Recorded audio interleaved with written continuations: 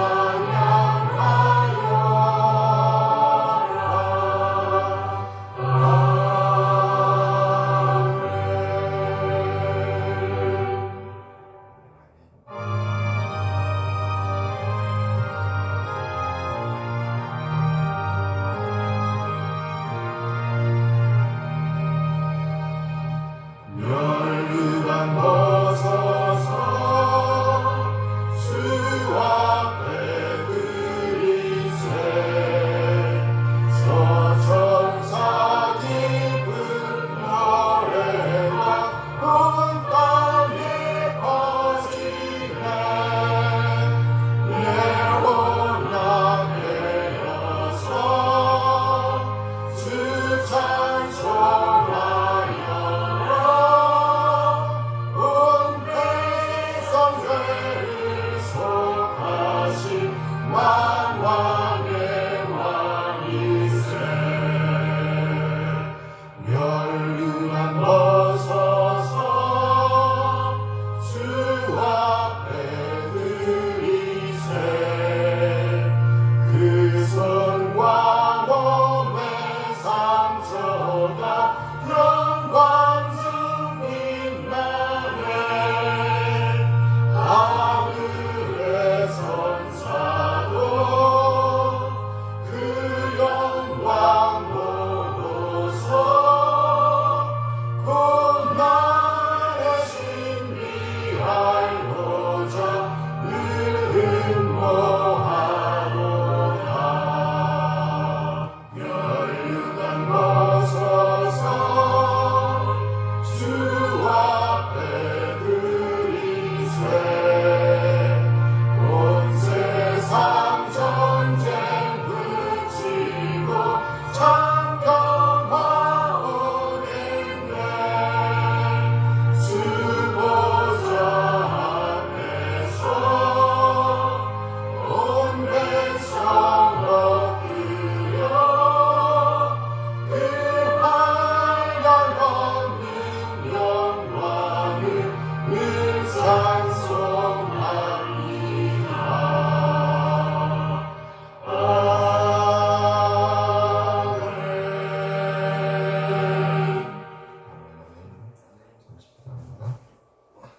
참 좋으신 하나님 아버지 감사합니다. 거룩한 주님의 날에 또 하나님 앞에서 예배하고 찬양할 수 있도록 도와주신 거 감사를 드립니다. 온전히 주님께 드려지는 주님의 날이 될 수 있도록 주님 붙들어 주시고 인도하여 주시옵소서. 하나님 아버지 감사합니다. 우리들의 삶 속에 힘들고 어려운 점들이 있지만 그럼에도 불구하고 하나님 앞에 나아가게 하시고 복음의 삶을 잘 살아낼 수 있도록 아버지 기도하게 하시니 감사를 드립니다. 하나님 아버지 정말 우리가 그 사무엘 하 성경 공부를 하고 있는데 다윗을 통해서 하나님 아버지 정말 다윗이 어렵고 힘든 점들이 많이 있었지만 그럼에도 불구하고 하나님 앞에서 아버지 거룩한 삶을 살아가고자 애쓰는 것처럼 우리들의 삶도 하나님 앞에서 복음의 삶을 잘 살아낼 수 있도록 주님 붙들어 주시고 인도하여 주시옵소서. 하나님 아버지 감사합니다. 오늘을 살아낼 때 하나님 앞에서의 삶이 될 수 있도록 주님 붙들어 주시고 인도하여 주시옵소서. 하나님 아버지 이 시간 말씀을 전하신 우리 목사님 영육간의 강건함과 성령의 충만함으로 더하여 주시옵소서. 하나님 아버지 이 시간 신령과 진정으로 드려지는 귀하고 복된 예배가 되기를 기도하며 살아계신 예수 그리스도의 이름으로 기도드립니다. 아멘. 감사합니다. 이 시간은 시편 기도 시간입니다. 시편 128편 말씀을 보도록 하겠습니다. 성전에 올라가는 노래죠. 여호와를 경외하며 그의 길을 걷는 자마다 복이 있도다. 네가 내 손이 수고한 대로 먹을 것이라. 내가 복되고 형통하리로다. 네 집 안방에 있는 네 아내는 결실한 포도나무 같으며 네 식탁에 둘러 앉은 자식들은 어린 감람나무 같으리로다. 여호와를 경외하는 자는 이같이 복을 얻으리로다.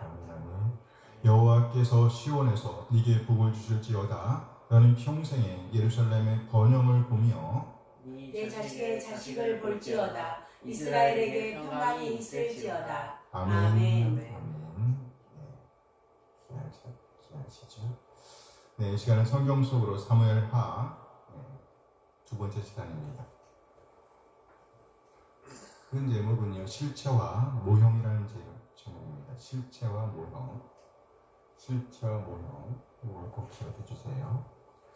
오늘은 사울의 군대 장관과 이스보셋을 품고 장사 지내는 다윗, 이런 제목으로 말씀을 드릴 텐데요. 먼저 성경 문제를 한번 보도록 하겠습니다. 사무엘하 3장입니다. 다윗의 아내와 아들의 이름이 다르게 짝지어진 것은 아히노암, 아도니아, 아비가일, 길르압, 마아가, 압살롬, 아비달, 스밧. 이건 아내 이름의 아내, 다윗의 아내 이름이고 여기는 다윗의 아들 이름인데 엄마가 잘 짝지어졌나 이거 확인하는 거예요. 아히노암의 아들이 아도니아, 아비가일의 아들이 길르압, 마아가, 압살롬, 아비달, 스바다. 처음 보는 이름들이시죠? 저기 4번일 것 같아요. 네, 고마워요. 네, 이걸 찍을 줄 알았어 사실. 4번 아니에요? 네, 4번 아니야. 아히노암은 맞잖아요. 아도니아. 아비가일도 길르압이 맞는데? 그래요? 네. 아비가일 길러 맞아요? 네. 그거 알았어요? 네. 3번이네요 그럼. 마아가가 압살롬입니다. 첫째 아들이 누구죠? 아도니아. 첫째 아들이 암몬이에요. 암몬. 암몬이 맞다. 그럼 1번이네. 아히노암의 아들은 암몬이죠. 암몬. 암몬하고 길르압, 압살롬. 셋째 아들이 압살롬. 스바다는 다섯째 아들. 맞다. 아도니아는 네 번째 아들. 아직 네 번째예요? 네, 아도니아는 여기. 본문에서 확인합시다. 잘못 작주했나? 어쨌든 이건 잘못됐어. 아히노암의 아들은 암몬. 나쁜 놈. 네? 나쁜 놈 아니에요. 그렇죠. 3월 3장 아브넬에 대한 설명으로 잘못된 것은 사울의 집에서 점점 권세를 잡았다. 사울의 척 리스바와 통관하였다. 무비보셋이 아브넬에게 왜 리스바와 통관하였느냐고 했다. 아브넬이 왕의 말에 분하여 다윗에게 하신 여호와의 맹세를 이루겠다고 했다. 아브넬에 대한 설명이에요? 3번 무비보셋이 아니에요. 그래. 무비보셋 아니에요. 누구죠? 무비보셋은 요나단의 아들이고. 그래 맞아요. 아스보셋인가? 이스보셋. 잘하셨어요. 잘했습니다. 네. 3월 3장 아브넬의 말에 다윗에게 한 여호와의 맹세로 잘못된 것은 다윗에게 한 여호와의 맹세입니다. 이 날을 사울의 집에서 사울에게 옮기는 것, 다윗의 왕위가 단에서 브엘세바까지 이르는 것, 다윗의 왕위가 이스라엘과 유다에 세우는 것, 다윗의 집은 점점 강하여 가고 사울의 집은 점점 약하여 가는 것. 다윗에게 한 여호와의 명세. 4번. 그렇죠. 4번은 실제 상황이었어요. 그래 맞아. 잘하셨네요. 좋았어. 4번입니다. 사무엘하 3장 아브넬이 다윗에게 전령을 보내서 한 말이 아닌 것은 아브넬이 다윗에게 전령을 보내서 한 말입니다. 이 땅이 누구의 것이니까 당신은 나와 더불어 언약을 맺사이다. 내가 당신의 아내 미가를 데려가리이다. 내가 당신을 도와 온 이스라엘이 당신에게 돌아가게 하리이다. 전령을 보내서 다윗에게 한 말이 아닌 거예요? 3번은 다윗이 한 말이 있잖아요. 그래요. 어이구 좀 똑똑하네. 네, 다윗이 설명을 보셨나 봐요. 네, 미가를 데려오라고. 좋아요. 잘하셨어요. 그렇죠. 다윗의 요구가 나는 참 그래요. 왜냐하면 미가를 이미 다른 사람의 아내로 살고 있었는데 그렇죠. 네. 그래서 이 남편이 미가를 빼앗겼죠. 그래서 네. 쫓아가면서 계속 울어요. 그렇지. 네. 사무엘하 3장 다윗의 아내 미갈에 대한 설명으로 잘못된 것은 미갈의 아들은 이드람이다. 당시 미갈의 남친은 라이스의 아들 발디엘이었다. 다시 다윗에게 보내질 때에 그가 울면서 쫓아왔다. 그 남편이 바울임까지 왔을 때 아브넬이 그를 돌려보냈다. 정답? 잘못된 거? 네, 잘못된 거. 미갈의 아들 이름이 나와요? 일본이 모르겠네. 아닌 것 같아요. 그렇죠. 정말 잘하시는데. 네, 아들 이름은 안 나온 것 같아요. 미갈에게는 아들이 없었죠. 네. 없었어요. 잘하셨어요. 하나도 안 걸리네. 사무엘하 3장 아브넬이 다윗을 왕으로 세우려고 이스라엘 장로에게 한 말이 아닌 것은 당신들은 여러 번 다윗을 임금으로 세우기를 원했습니다. 이제 그대로 하십시오. 여호와께서 이미 다윗의 손으로 이스라엘을 구원하신다 했습니다. 여호와께서 애굽강에서 그 큰 강 유브라데까지 다윗에게 주셨습니다. 정답? 4번. 네, 잘하셨습니다. 4번이죠. 이 말은 어디에 나오는 걸까요? 외국 강에서 그 큰 강 유브라데까지 주신다고 약속하셨거든요. 누구한테 약속하셨을까? 아브라함에게 횃불 언약이죠. 무슨 언약? 횃불 언약. 15장이에요. 창세기 15장. 사무엘 4장 이스라엘 왕 군 지휘관에 대한 설명으로 잘못된 것은 이스라엘 왕은 누구였어요? 이스보셋의 군 지휘관에 대한 설명으로 잘못된 거예요. 두 명의 군사령관의 이름은 바하나와 레갑이었다. 바하나는 림몬의 아들이었다. 림몬은 베냐민 족속 부에르 사람이었다. 레갑은 길앗 야베스 사람이었다. 정답? 잘못된 거? 네, 잘못된 거. 4번 아니에요? 4번이 아니죠. 4번이 아니죠. 둘 다 베냐민 사람이죠. 둘 다 림몬의 아들이었죠. 림몬의 아들들이었어요. 림몬의 아들. 그러니까 형제인 거예요? 그래요. 바하나와 레갑이. 잘하셨습니다. 아주 잘하셨네요. 오늘은요. 빈칸을 채우세요. 사무엘 3장 1절 사울의 집과 다윗의 집 사이에 전쟁이 오래매. 그래요. 전쟁이 오래매. 다윗은 점점 강하여 가고 사울의 집은 점점 약하여 가니라. 전쟁이 있었죠. 사무엘하 3장 6절 사울의 집과 다윗의 집 사이에 전쟁이 있는 그래요. 동안에. 전쟁이 있는 동안에 이 아브넬이. 그렇죠. 아브넬이 사울의 집에서 점점 권세를 잡으니라. 권세를 잡았습니다. 누가? 아브넬이요. 사무엘 3장 7절 사울에게 첩이 있었으니 이름은 리스바라. 그래요. 리스바예요. 아야의 딸이더라. 이스보셋이 누구에게 이르되? 아브넬에게 이르되 네가 어찌하여 내 아버지의 첩과 통관하였느냐 하니. 그렇죠. 아브넬이 이스보셋의 말을 그래요. 이스보셋의 말을 매우 분하게 여겨 이르되 내가 유다의 개 머리냐? 내가 오늘 당신의 아버지 사울의 집과 그의 형제와 그의 친구에게 은혜를 베풀어 당신을 다윗 손에 그래요. 다윗의 손에 내주지 아니하였거늘 넘겨주지 않았다는 말이죠. 네. 당신은 오늘 이 여인에게 관한 허물을 내게 돌리는도다. 아브넬이 화났어요. 사무엘하 3장 9절 여호와께서 다윗에게 맹세하신 대로 내가 이르게 하지 아니하면 하나님이 아브넬에게 누가 하는 말이에요? 아브넬 자신. 아브넬이 하는 말이에요. 네. 아브넬에게 벌 위에 벌을 내리심이 마땅하니라. 아브넬이 화가 났어요. 그래서 이제 다윗을 따르기를 합니다. 3장 19절 사무엘하 3장 19절 아브넬이 또 베냐민 사람의 귀에 말하고 아브넬이 이스라엘과 베냐민의 온 집이 선하게 여기는 모든 것을 다윗의 귀에 말하려고 어디로 갔어요? 헤브론. 그렇죠. 헤브론으로 갔어요. 헤브론으로 갔습니다. 3장 27절 아브넬이 헤브론으로 돌아오매 갔다가 다시 돌아왔거든요. 그랬더니 누가? 요압이 더불어 조용히 말하는 듯이 그를 데리고 성문 안으로 들어가 거기서 배를 찔러 죽이니 이는 자기의 동생 누구? 아사엘. 그래요. 아사엘의 피로 말미암음이더라. 그러니까 아브넬이 헤브론으로 와서 다윗과 평화롭게 언약을 맺고 돌아가는 길이었는데요. 마침 그때 요압이 전쟁터에 돌아옵니다. 의기양양하게 전리품을 취해서 돌아왔어요. 그런데 아브넬이 왔다 갔다는 말을 듣고 어떻게 살려두냐고 왕에게 따집니다. 그리고 나와서는 아브넬을 불러오는 거지요. 그리고 아브넬을 죽입니다. 왜 죽였다고요?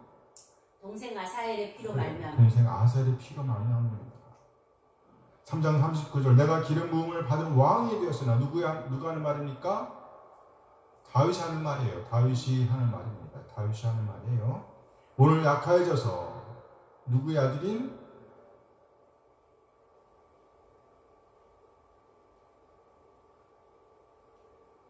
누구일까요? 수르야? 그렇죠. 마지막 거니까. 수르의 아들인 이 사람들을 제어하기가 너무 어려우니 여호와는 악행한 자에게 그 악한 대로 갚으실지로다 하니라. 수르의 아들들 누구 말입니까? 요압, 아사엘, 아비세, 아사엘. 그렇죠. 아비세, 아사엘. 수르의 아들들이었어요. 수르의 아들들이었어요. 그래서 다윗이 이렇게 한탄하고 있는 거예요. 내가 기름 부음을 받은 왕이 되었으나 오늘 약하여져서 수르의 아들인 이 사람들을 제어하기가 너무 어려우니 여호와는 악행한 자에게 그 악한 대로 갚으실지로다 하니라. 사울의 군대 장관과 이스보셋을 품고 장사 지내는 다윗. 사울의 군대 장관 누구였어요? 아브넬. 그 다음에 이스보셋을 품고 장사 지내는 다윗. 다윗은 자기의 식솔 그리고 자기 사람들의 식솔을 챙기기 위해 적군 블레셋 한 고을로 들어갔습니다. 그리고 그곳에서 가드 왕 아비스로부터 시글락 땅을 선물로 받았습니다. 안정이 되는가 싶었습니다. 이 과정에서 자기 민족 이스라엘과의 전쟁을 치를 위기를 맞기도 하였으나 간신히 그 전쟁에는 가담하지 않게 되었습니다. 바로 블레셋군과 이스라엘군의 길보아산 전투입니다. 다윗은 블레셋과 이스라엘의 길보아산 전투에는 참여하지 않게 되었으나 자기의 가솔들과 자기 사람의 가솔들이 아말렉 군대에게 산채로 잡혀갔다는 소식을 들어야만 했습니다. 아주 위급한 상황을 만난 것입니다. 진정 자기가 지키고자 했던 사람들 잃고 말았으니 그 원통함을 어떻게 다 말로 표현할 수 있을까요? 심지어 자기의 사람들이 자신을 치고자 한다는 말까지 들어야 했습니다. 그야말로 절체절명의 순간이었습니다. 간단하게 건드리기만 해도 목숨이 왔다 갔다 하는 순간이었습니다. 이때 그는 어떻게 해야 할지 하나님께 묻습니다. 아말렉을 따라가면 따라잡을 수 있을지, 이길 수 있을지, 자기의 식솔들과 자기 사람의 식솔들을 찾아올 수 있을지 정말 답답하기가 끝이 없는 순간에 하나님께 물었던 것입니다. 바로 그때 하나님께서 따라가라고, 따라잡을 수 있을 것이라고, 사로잡혀간 식솔들을 모두 찾아올 수 있을 것이라고 응답하십니다. 사무엘상 30장 8절 말씀입니다. 함께 읽어요. 다윗이 여호와께 묻자와 이르되 내가 이 군대를 추격하면 따라갔겠나이까 하니 여호와께서 그에게 대답하시되 그를 쫓아가라. 네가 반드시 따라갔고 도로 찾으리라. 다윗은 하나님의 이 말씀을 듣고 그 말씀에 따라 준비된 사람 600명 중 400명을 거느리고 아말렉 사람들을 추격하여 가솔들을 모두 되찾아옵니다. 그리고 전쟁에서 얻은 전리품들을 나눕니다. 피곤하여 동참하지 못했던 200명에게도 공평하게 전리품을 나누는 본을 보여주었습니다. 같은 시각 길보아 산에서는 이스라엘과 블레셋 간의 전쟁이 치열하게 벌어지고 있었습니다. 안타깝게도 이 전투를 이끌었던 사울과 그의 세 아들이 길보아산 전투에서 전사합니다. 사무엘상 31장 2절 말씀입니다. 함께 읽어요. 그래서 사람들이 사울과 그의 아들을 추격하여 사울의 아들 요나단과 아비나답과 말기수아를 죽입니다. 그리고 심하게 부상당했던 사울이 무기 맡은 자에게 자신을 죽여달라고 부탁합니다. 31장 4절 함께 읽어요. 그가 무기를 든 자에게 이르되 네 칼을 빼어 그것으로 나를 찌르라. 할례받지 않은 자들이 와서 나를 찌르고 모욕할까 두려워하노라 하나 무기를 든 자가 심히 두려워하여 감히 행하지 아니하는지라. 이에 사울이 자기의 칼을 뽑아서 그 위에 엎드러지며 무기 맡은 자가 주저하는 사이에 사울이 자결하는 장면입니다. 이에 무기 맡은 자도 따라 죽습니다. 5절 함께 읽어요. 무기를 든 자가 사울이 죽음을 보고 자기도 자기 칼 위에 엎드러져 그와 함께 죽으니라. 결국 그날에 사울과 사울의 세 아들이 전사하고 맙니다. 31장 6절 함께 읽어요. 사울과 그의 세 아들과 무기를 든 자와 그 모든 사람이 다 그날에 함께 죽었더라. 그토록 다윗을 못 죽여 안달이 나 있던 사울 왕이 죽습니다. 다윗이 자신과 자신에 속한 사람들의 가솔들을 구해오는 사이에 벌어진 일입니다. 다윗은 간신히 자기와 자기에게 속한 사람들의 가솔들을 구해서 시글락으로 돌아왔습니다. 그리고 사흘 되는 때에 사울에 대한 소식을 듣습니다. 사무엘하 1장 2절 말씀입니다. 함께 읽어요. 사흘 되는 날에 한 사람이 사울을 진영에서 나왔는데 그의 옷은 찢어졌고 머리는 흙이 있더라. 그가 다윗에게 나와 땅에 엎드려 절하매. 길보아산 전투의 상황을 알려주기 위해서 전장으로부터 한 사람이 다윗에게 온 것입니다. 그는 다윗의 물음에 따라 사울과 그의 아들 요나단이 죽었다는 소식을 전합니다. 1장 4절 함께 읽어요. 다윗이 그에게 이르되 일이 어떻게 되었느냐 너는 내게 말하라. 그가 대답하되 군사가 전쟁 중에 도망을 가기도 하였고 무리 가운데 엎드려 죽은 자도 많았고 사울과 그의 아들 요나단도 죽었나이다 하는지라. 이에 다윗은 사울 특히 그의 아들 요나단의 죽음으로 인해 아주 많이 슬퍼하면서 한편에 애가를 남깁니다. 구구절절 사울과 요나단에 대한 애틋한 감정을 쏟아놓습니다.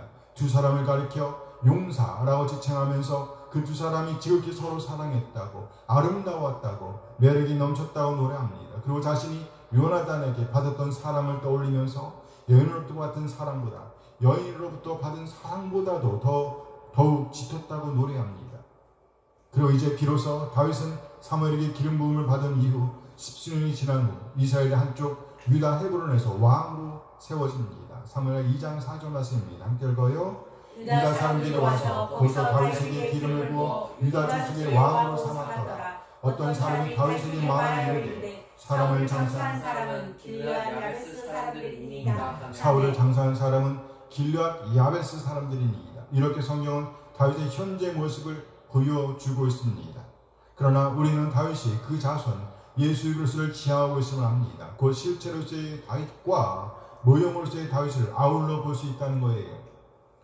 다윗은 구약에 나타난 언약의 절정이라고 할 수 있습니다. 구약의 언약은 창조 언약으로부터 시작합니다. 이는 처음 사람 아담이 타락하기 이전에 주어진 언약입니다. 그리고 죄를 범한 이후 하나님은 아담과 하와를 유혹했던 뱀을 저주하면서 여자의 후손을 예고하십니다. 이를 가리켜 아담 언약이라고 합니다. 뭐라고요? 아담 언약. 그리고 죄가 범람하게 되자 하나님께서 다시 인류를 쓸어버리십니다. 이때 남겨진 사람이 바로 노아입니다. 하나님은 노아와도 언약을 세우십니다. 무지개 언약이라고 합니다. 무지개 언약. 노아 언약은 이제 아브라함 언약, 곧 횃불 언약으로 이어지며 애굽에 들어갈 것과 애굽에서 나올 것, 그리고 자손을 주신다는 언약과 나아가 땅을 주시되 애굽 강에서부터 그 큰 강 유라델까지 그 자손에게 주실 것이라는 언약을 세우십니다.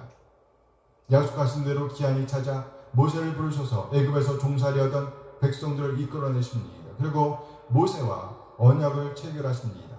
모세 언약입니다. 그리고 이제 이 언약은 다윗에게로 이어집니다. 누구에게? 다윗에게. 그리고 다윗 언약은 새 언약을 지향합니다. 곧 그리스도를 지향한다는 거예요. 이렇게 놓고 보니 다윗 언약은 구약에서 최절정이 되는 것입니다. 그래서 우리는 실체로서의 다윗과 모형으로서의 다윗을 아우리며 실체와 모형이라는 큰 제목 아래 본문 연구를 진행하도록 하겠습니다. 실체와 모형. 본문 기회를 보겠습니다. 사무엘하 3장 1절에서 5절. 흥하는 다윗 집안, 쇠하는 사울 집안. 오늘 본문은 사울의 집과 다윗의 집 사이에 전쟁이 오래라는 말로 시작하며 아울러 다윗의 집은 점점 강하여 가고 사울의 집은 점점 약하여 간다고 보고합니다. 그러면서 다윗이 헤브론에서 6명의 아들을 낳았다고 알려주고 있습니다. 3장 6절에서 21절. 다윗 언약을 지향하는 아브넬. 사울의 군대장관이었던 아브넬은 사울의 집과 다윗의 집 사이에 전쟁이 있는 동안에 막강한 권세를 잡게 됩니다. 그러나 그는 그 권세를 주체하지 못하고 왕의 첩을 범합니다. 이에 그 아들로서 그가 왕으로 세웠던 이스보셋에게 어찌하여 내 아버지의 첩과 통관하느냐라는 신문을 받습니다. 이에 그는 자신의 죄를 덮기 위해서 다윗 언약을 지향하게 됩니다. 그리고 다윗에게 언약을 맺자고 제안합니다. 이때 다윗은 언약을 맺기 위한 선행 조건으로 자신의 첫 번째 아내였던 미갈을 보내라고 요청합니다.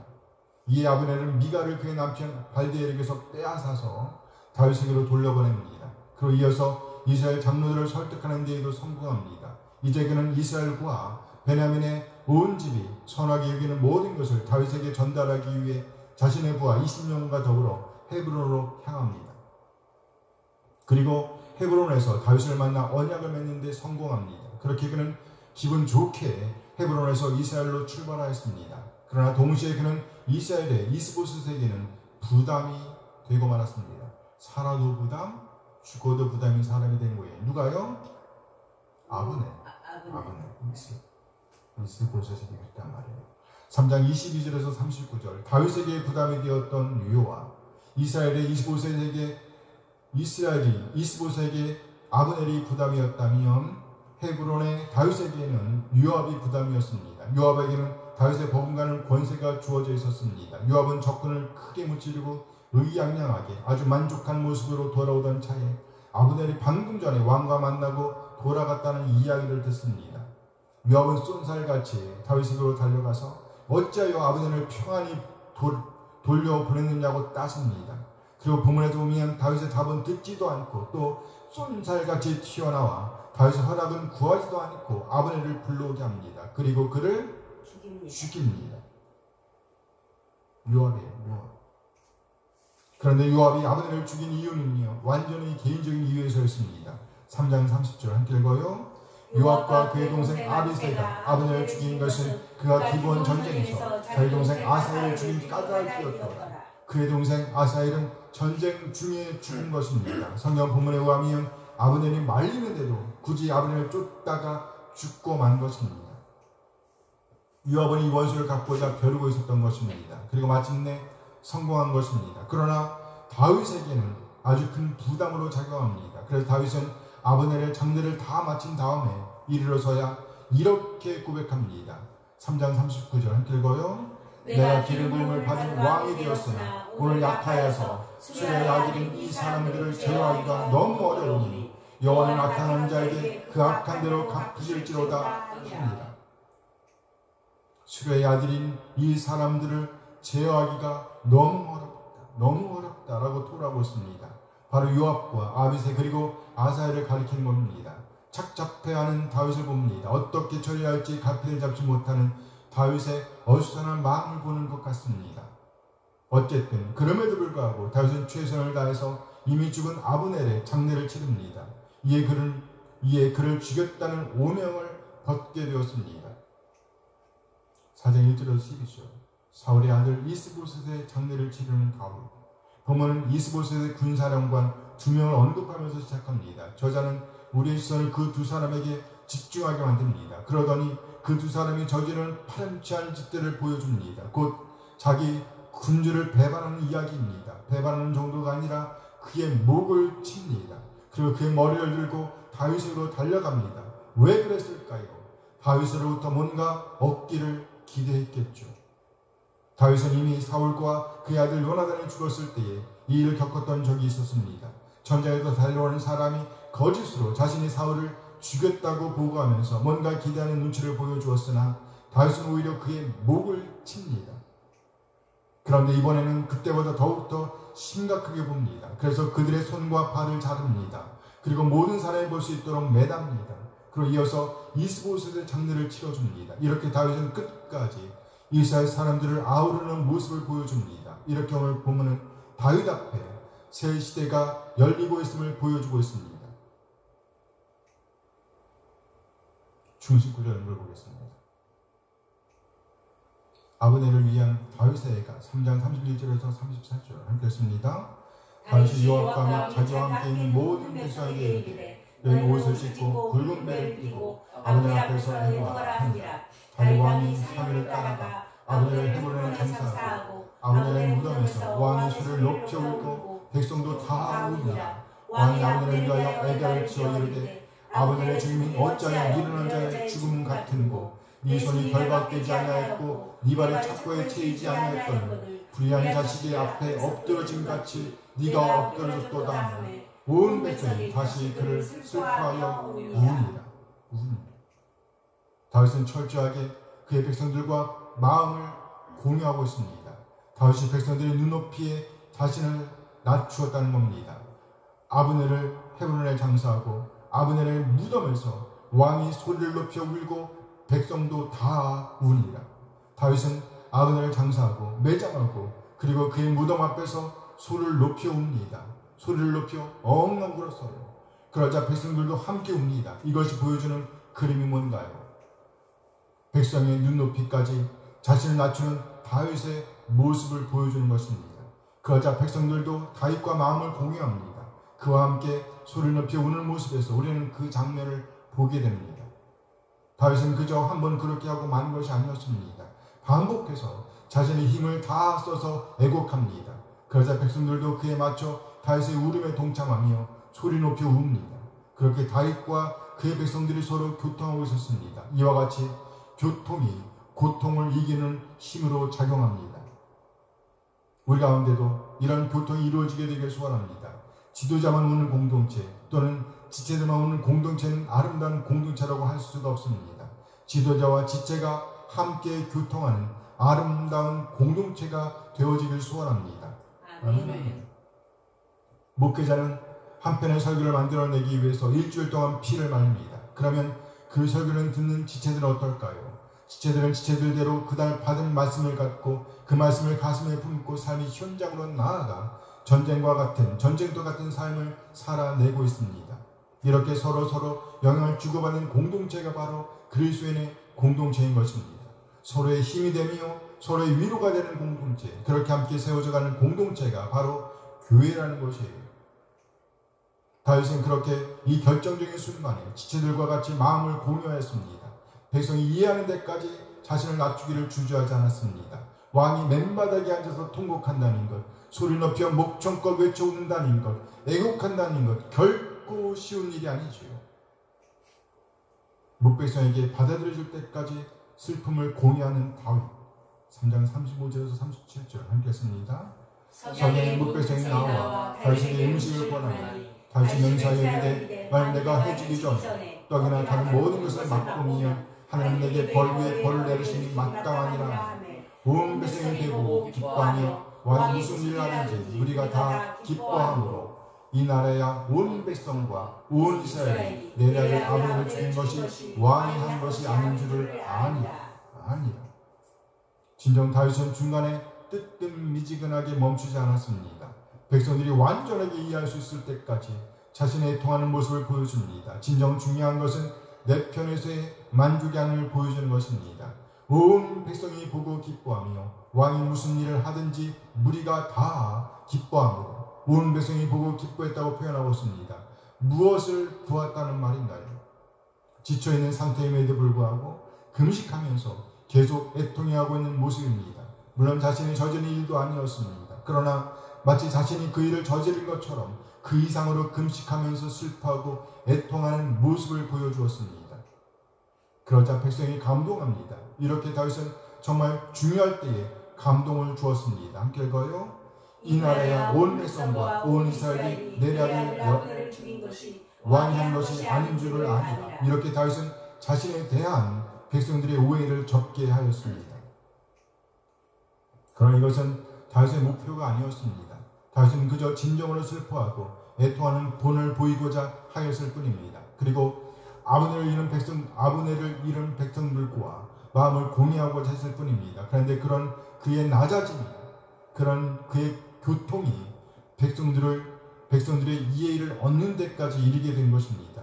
진정 우리에게 필요한 지도자의 모습이 아닐는지요. 이스보셋의 원한을 풀어주고 그의 장례를 치르는 다윗. 4장 9절에서 12절입니다. 함께 읽어요. 다시 구엘의 사람 림몬의 아들 레갑과 그의 형제 바하나에게 대답하여 그들에게 이르되 내 생명을 여러 환난 가운데서 건신 여호와 앞에서 살아계심을 두고 맹세하노니 전에 사람 내게 알리기를 보라 사울이 죽었다 하며 그가 좋은 소식을 전한 줄로 생각하였어도 내가 그를 잡아 시글락에서 죽여서 그것을 그 소식을 전한 가품으로 삼았거든. 하물며 악인이 의인을 그의 집 침상 위에서 죽인 것이겠느냐. 그러면 내가 악인의 피 흘린 죄를 너희에게 갚아서 너희를 이 땅에서 없이 하지 아니하겠느냐 하고 청년들에게 명령하며 곧 그들을 죽이고 수족을 베어 헤브론 못가에 매달고 이스보셋의 머리를 가져다가 헤브론에서 아브넬의 무덤에 매장하였더라. 또 한 번 다윗은 멋지게 상황을 접수합니다. 이제 다윗은 뛰는 별이었습니다. 이 사람 저 사람 다윗에게 붙어서 자신의 권세욕을 취해가자는 순간이었습니다. 그 좋은 예를 보여준 사람들이 바로 림몬의 아들들이었습니다. 곧 바하나와 레갑이 그들입니다. 그들은 정말 기회를 잡았다고 생각했습니다. 그래서 둘이 마음을 모아 힘없는 이스라엘 왕 이스보셋을 잡습니다. 그리고 그의 머리를 다윗에게로 가져갑니다. 이유가 뭘까요? 틀림없이 이들은 기대하는 것이 있었습니다. 그러나 그들의 기대는 처참하게 무너집니다. 오히려 그들은 두 손이 잘립니다. 두 발이 잘립니다. 그리고 공개적으로 매달립니다. 이것이 그들의 결국이었습니다. 그리고 다윗은 이스라엘에게 또 한 번의 은혜를 베풉니다. 이미 죽었으나 예의를 갖추고 이스보셋의 장례를 치러줍니다. 오늘 본문을 통해서 우리는 몇 가지 면에서 다윗이 예수님의 모형이 되고 있음을 볼 수 있습니다. 첫째, 백성들의 기대에 넘치게 슬픔을 공유하였다는 것입니다. 백성들의 눈높이까지 자신을 낮추고 아주 철저하게 슬픔을 공유하였습니다. 이는 곧 예수님께서 자신을 낮추시는 모습과 맞닿았습니다. 예수님은 완전한 하나님이시지만 우리와 똑같은 인간으로 오셨습니다. 그리고 우리와 똑같이 고난을 겪으셨습니다. 둘째, 다윗은 마치 자신이 아브넬을 죽인 것처럼 그렇게 애통하기를 주저하지 않았습니다. 예수님께서 고통을 당하신 이유 또한 예수님께 죄가 있어서가 아니었습니다. 우리 한 사람의 죄값을 대신 감당하시기 위해서 그렇게 죄인 취급을 받으셨던 것입니다. 이처럼 놀라운 모형이 되는 다윗을 보게 하신 하나님을 찬양합니다. 아멘, 아멘. 아멘. 함께 했습니다.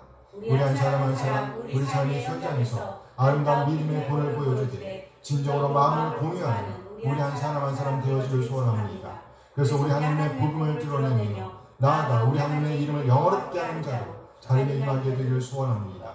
아멘. 아멘. 아멘. 꼭 그렇게 되어지길 소원합니다. 아멘. 이 시간 특성 시간입니다. 찬송가 45장 거룩한 주에 함께 찬양합니다.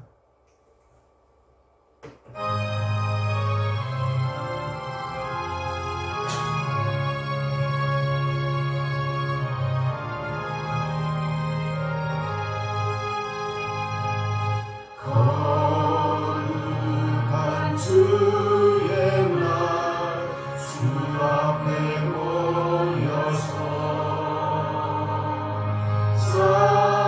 찬양과 경배를 주님께 드리세. 주님의 크신 사랑 놀라운 주의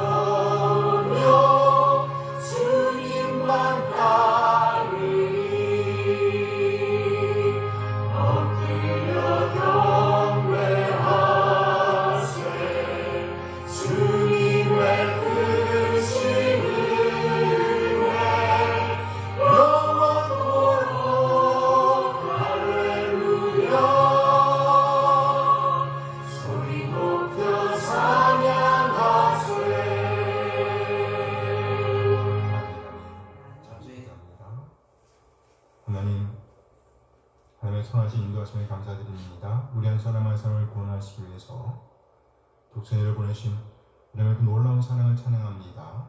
그리고 아버지의 뜻에 따라 진리를 한 사람 한 사람을 죄와 사망에서 구원하시기 위해서 낮아지되 완전히 낮아진 우리 주님, 마침내 진리의 말씀으로 우리를 낳아주신 우리 주 예수의 그리스도의 다없는 은혜에 감사드립니다.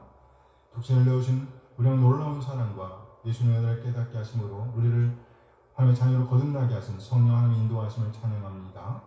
하나님 그 놀라운 사랑과 은혜 인도하심에 감사하여 우리 자신의 삶을 드리고 헌물을 드리고 시간을 드리고 또 우리의 몸과 마음을 드립니다. 하나님 우리 지체들의 드림을 받아 주시옵소서. 흠양하여 주시옵소서. 우리 하나님의 사랑과 긍휼과 은혜에 적절하게 반응하게 하옵소서. 그래 그리스도님의 가치를 보존을 내게 인도하여 주시옵소서. 그 삶의 자리에서 더욱더 하나님의 사랑에 잠기는 복을 주시옵소서. 그 삶이 더욱더 풍족해지는 복을 주시옵소서. 하나님의 사랑에 굳건하게 서는 복을 주시옵소서. 천국 백성으로서 이 세상을 살아낼 수 있는 복을 주시옵소서. 믿음을 살아낼 수 있는 지혜를 주시옵소서. 하나님 이 시간 우리 하나님의 말씀을 기다립니다. 우리를 깨닫게 하시고 하나님의 하나님 되심을 인정하며 하나님의 뜻, 하나님의 오름을 살아내고자 하는 열정을 주시옵소서. 믿음을 부여한 자로서 믿는 자의 품격을 살아낼 수 있도록 하나님의 사랑과 은혜를 살아낼 수 있도록 인도하여 주시옵소서. 감사드리며 우리 주 예수 그리스도의 이름으로 기도합니다. 아멘. 아멘. 환영합니다. 네, 이 시간은 신앙고백 시간입니다. 1689년 런던 침례교 신앙고백서 제11장 칭의에 관하여, 뭐에 관하여? 칭의에 관하여를 고백하도록 하겠습니다. 하나님 유효적으로 부르신 자들을 또한 값없이 의롭다고 칭하신다. 그들 안에 의를 주입하신 것이 아니라 그들의 죄를 용서하시고 그들을 의롭다고 간주하시고 용납하심으로써 의롭다 칭하신다. 이것은 그들 안에 무슨 일이 일어났거나 그들에게 무슨 일이 행해져서가 아니라 오직 그리스도로 인하여 의롭다 칭하시는 것이다. 아멘. 아멘.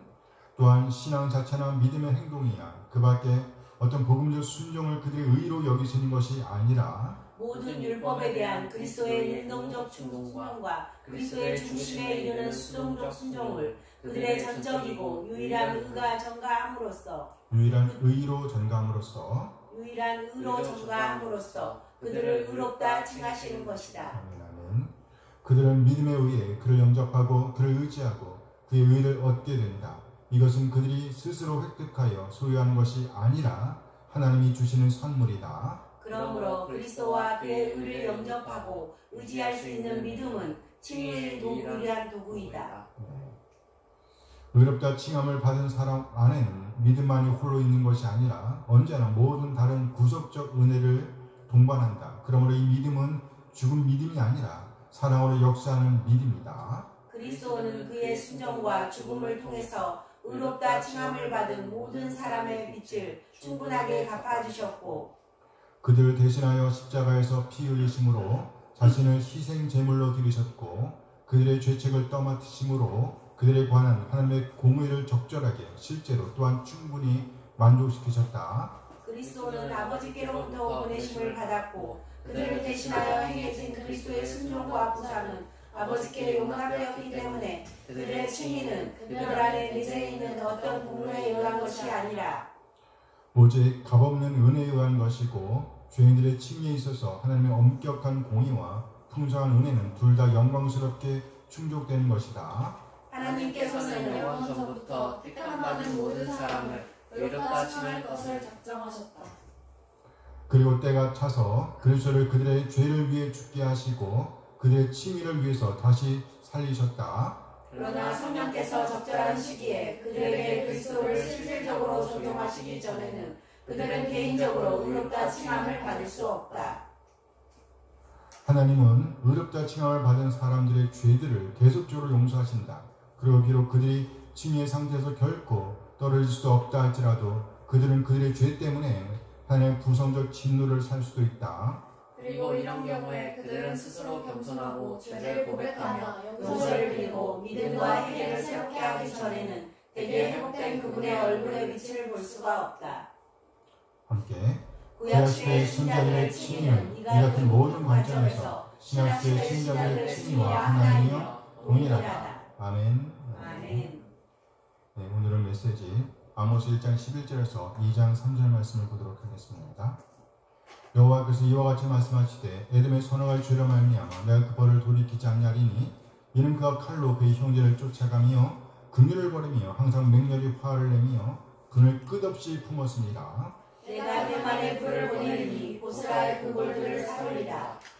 여호와께서 이와 같이 말씀하시되 암몬 자손의 선악을 죄로 말미암아 내가 그 벌을 돌이키지 아니하리니 이는 그들이 자기 지경을 넓히고자 하여 길르앗의 아히벤 여인의 배를 갈랐음이니라. 내가 바산의 불을 놓아 그 골들을 사르되 전쟁의 날에 외침과 해로운 바람의 날에 폭풍할 것이며 그들의 왕 그 지도자와 함께 서로 잡혀 가리라. 여호와께서 말씀하셨습니다. 2장 1절 여호와께서 이와 같이 말씀하시되 모압의 선악을 죄로 말미암아 내가 그 벌을 돌이키지 아니하리니 이는 그가 에돔 왕의 뼈를 불살라 죄를 만들었습니다. 내가 모압에 불을 보내리니 그리어 그 골들을 사르리라. 모압이 요란함과 외침과 나팔 소리 중에서 죽을 것이라. 함께 내가 그 중에서 재판장을 멸하며 지도자를 그와 함께 죽이리라. 여호와께서 말씀하시니라. 오늘은 본문 말씀은 아모스 1장 11절에서 2장 3절 말씀을 중심으로 살아계신 하나님의 시선을 의식하면서 오늘을 살아내야 합니다. 좀 길지요? 네. 제목이 뭐라고요? 살아계신 하나님의 시선을 의식하면서 오늘을 살아내야 합니다. 하나님은 살아계세요? 아멘. 느끼나요? 아멘. 살아계신 하나님의 시선을 의식하면서 오늘을 살아내야 합니다. 다시 한번요. 살아계신 하나님의 시선을 의식하면서 오늘을 살아내야 합니다. 네, 아모스의 심판 메시지가 주어진 때는 지진이 발생하기 전 2년 전이었습니다. 지진이 발생하기 2년 전 아모스 1장 1절 말씀입니다. 읽어요. 유다 왕 우시아의 시대 곧 이스라엘 왕 요아스의 아들 여로보암의 시대 지진전 2년에 두고와 목자 중 아모스가 이스라엘에 대하여 이상으로 받은 말씀이라. 때는 남쪽 유다 왕 우시아 때 그리고 북쪽 이스라엘 왕 여로보암 때입니다. 그리고 지진이 발생하기 2년 전이었습니다. 남쪽 왕 유다는 10번째 왕이었고요. 우시아는 10번째 왕이었고 북이스라엘 여로보암은 13번째, 북이스라엘 13번째 왕이었어요. 때는 남쪽 유다 왕 우시아 때, 그리고 북쪽 이스라엘 왕 여로보암 때, 그리고 지진이 발생하기 2년 전. 뭐가 발생하기 2년 전? 지진. 네, 지진이 발생하기 2년 전. 이때 아모스는 이스라엘에 대한 이상을 보았습니다. 여기 이상이라는 단어의 기본적인 뜻은 본다는 것입니다. 본다는 거예요. 눈으로 보았다는 겁니다. 시청과 교제예요. 눈으로 보여줬습니다. 지금으로 하면 동영상이에요. 움직이는 그림을 보여주신 겁니다. 그 상황을 하나님께서 누구에게? 아모스에게 보여주셨습니다. 생생하게 보여주셨다는 거예요. 그게 뭐라고요? 이상. 그야말로 아모스는 생생하게 보는 체험을 한 것입니다. 그러나 하나님께서 그에게 보여주신 이스라엘에 대한 환상, 이상을 지진이 발생하기 2년 전에 보았습니다. 그리고 그것을 전했습니다. 첫 번째 아모스가 본 이상은 열국에 대한 심판의 모습이었습니다. 이 심판은 이스라엘 중심에 놓고 볼 때 크게 세 부분으로 나눌 수 있습니다. 곧 혈연적으로 이스라엘과 관계가 없는 나라. 둘째, 혈연적으로 이스라엘과 관계가 있긴 하지만 먼 친척인 관계. 세 번째는요, 이스라엘과 자매국인 유다. 그렇게 세 부분으로 나눠볼 수 있습니다. 지난 시간에 우리는 첫 번째, 혈연적으로 이스라엘과 전혀 관련 없는 나라들에 대한 심판 메시지를 들었습니다. 여기에 속하는 나라로는요, 아람과 블레셋과 두로가 있었습니다. 이 나라들이 주로 범한 죄는 전쟁과 관련됩니다. 전쟁 중에 그들은 인간이라고 한다면 할 수 없는 죄들을 저질렀습니다. 그에 대해서 하나님께서 징계를 내리신다는 것이었습니다. 특히 이스라엘과의 관계에서 형제처럼 지냈던 두로에 대한 심판 예고가 눈에 띕니다. 이스라엘은 두로라는 나라와 상당한 교류를 하였습니다. 심지어 결혼 동맹을 맺을 정도로 가까웠습니다.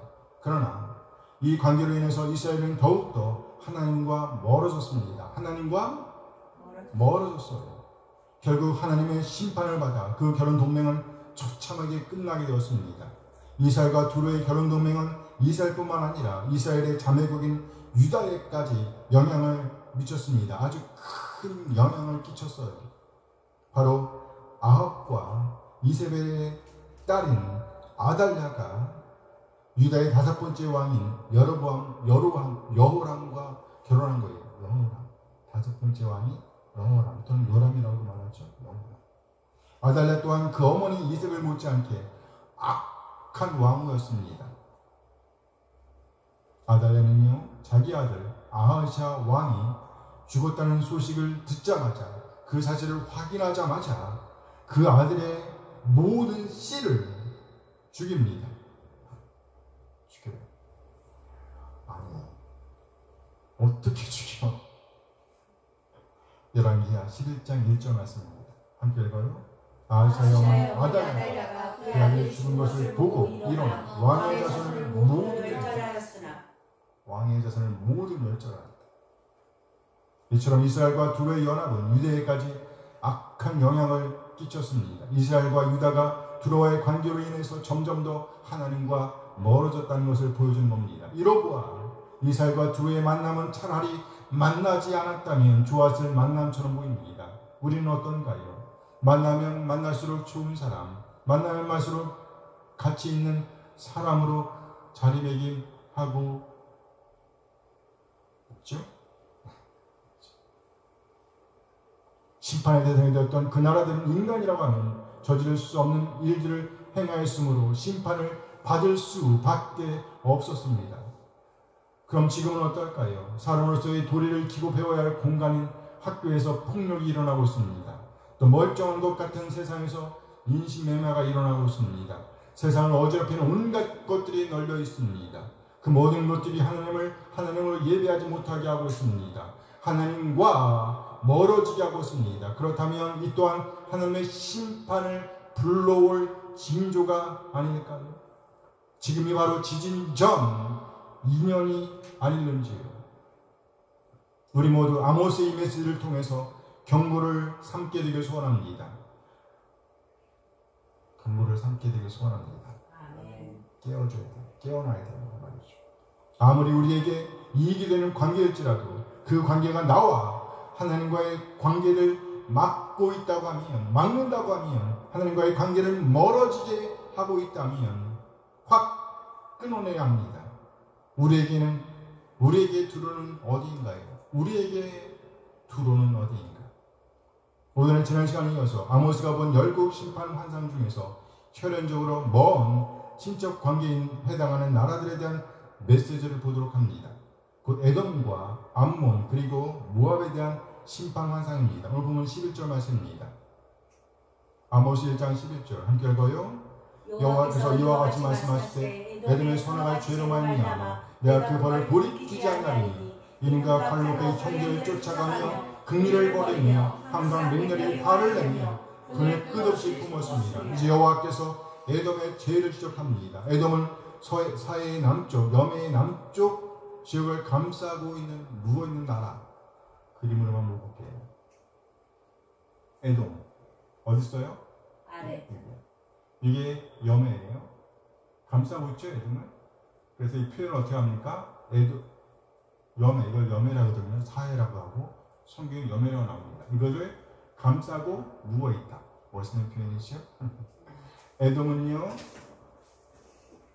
사해를 남쪽에서 사해를 감싸고 누워있다. 그러면 보다시피 에돔은 사해, 곧 염의 동쪽으로는 모압과, 그렇죠? 염의 동쪽으로는 모압과 국경을 나누고 있습니다. 그리고 염의 서쪽으로는요, 염의 서쪽으로는 누구와? 블레셋. 네, 여기. 남의 유다. 염의 서쪽. 그렇죠, 유다죠, 유다. 유다와 국경을 맞대고 있었습니다. 에돔의 남쪽 지역은요, 이쪽이죠? 이쪽 지역, 밑에 지역은요, 남쪽 지역인데요. 거기는 들판이에요. 거친 들판입니다. 무슨 말이에요? 사람이 살기에 적당하지 않은 환경이라는 말이죠. 에돔의 중요한 도시로는요, 대만과 보스라가 있습니다. 대만과 보스라. 여기 에돔이죠? 네. 여기 대만 있고 여기 보스라가 있습니다. 이게 중요한 큰 도시예요. 페트라 가보셨어요? 페트라 가본 것 같아요. 네, 가본 것 같아요? 그러니까 에돔이에요. 에돔이 페트라 에돔. 에돔은 그 기원에 서서 이스라엘과 피를 나누는 형제국이었습니다. 본문 11절 말씀 다시 한번 봅니다. 함께 읽어요. 여호와께서 이와 같이 말씀하실 때 에돔의 선악을 죄로 말미암아 내가 그 발을 돌이키지 않으리니 이는 그가 칼로 그의 형제를 쫓아가며 긍휼을 버리며 항상 맹렬히 화를 내며 분을 끝없이 품었습니다. 이 메시지는요 이스라엘과 관련해서 주어진 메시지입니다. 따라서 여기에서 대상 국가는 이스라엘을 가리킨다고 보아야 합니다. 본문에서 보면 에돔은 그의 형제를 쫓아가고 있다고 표현하고 있습니다. 그는 칼로 그의 형제를 쫓아가며 여기 그의 형제는 곧 이스라엘을 가리키는 거예요. 이스라엘과 에돔은 피를 나는 형제국이었다는 겁니다. 그런데 그가 이스라엘에게 어떻게 행했다고 말하고 있나요? 이는 그가 칼로 그의 형제를 쫓아가며 긍휼을 버리며 항상 맹렬히 화를 내며 분을 끝없이 품었습니다. 그들은 칼을 들고 뭘 들고? 칼을 들고 그의 형제를 급하게 쫓아다녔습니다. 그들은 그의 형제를 긍휼히 여기지 않았습니다. 불쌍히 여기지 않았습니다. 항상 맹렬히 화를 냈습니다. 분노 가운데 잡아 찢고자 하고 있었습니다. 잔인하게 말살시키려고 했단 말이죠. 뿐만 아니라 분노를 늘 품고 있었다고 지적하고 있습니다.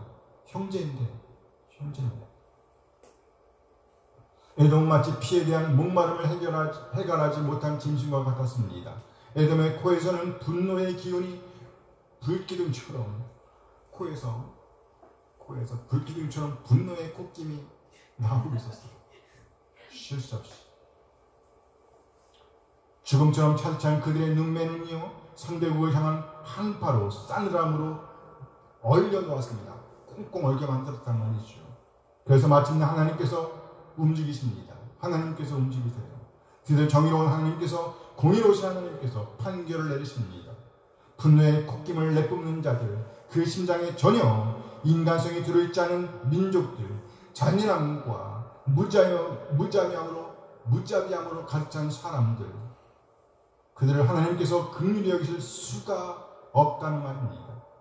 살려달라고 애원하는 여인들, 자비와 국리를 구하라는 여자들을 무참하게 살해하였던 그들을 향해 이제 드디어 하나님의 분노, 그 누가 잠재울 수 없는 하나님의 분노가 폭발하고 있습니다. 오늘 보면 12절 말씀이에요. 1장 12절. 읽어요. 내가 대만에 불을 보내니 보스의 궁궐들을 사하리라. 대만은 에돔의 한 지역을 가리킵니다. 그러나 이 부분에서는요 에돔을 가리키는 대명사처럼 보입니다. 나아가 보스라 역시 에돔의 한 지역을 가리키지만 이 부분에서는 에돔의 궁궐들을 대표하는 대명사로 쓰인 것입니다. 동시에 대만과 보스라는 에돔을 대표하는 지역입니다. 따라서 본문은 대만과 보스라를 언급함으로써 하나님의 심판이 에돔의 전 지역에 임할 것임을 강조하는 겁니다. 철저한 하나님의 심판이 임할 것이라는 경고의 메시지입니다. 하나님께서는요 어떤 인류이든지 정의와 공의 아래 걷기를 원하십니다. 그러나 정의와 공의를 상실한다고 하면, 다시 말해 인간애를 상실한다고 하면, 인종 말살의 끔찍한 살생을 저지른다고 하면, 그것이 어떤 나라이든지 어떤 국가이든지 어떤 민족이든지 막론하고 그런 나라, 그런 국가, 그런 민족 위에 하나님께서 저주를 내리실 것입니다. 뭘 내리신다고요? 저주. 그런데 하나님께서 내리실 저주를 뒤로 한 채, 외면한 채 인류는 동료 인간을 향해 잔혹한 행위를 일삼습니다. 그와 같은 역사로 말미암아, 그 부끄러운 과거의 역사로 말미암아 지금도 우리는 되풀이하여 고통 중에 신음하고 있습니다.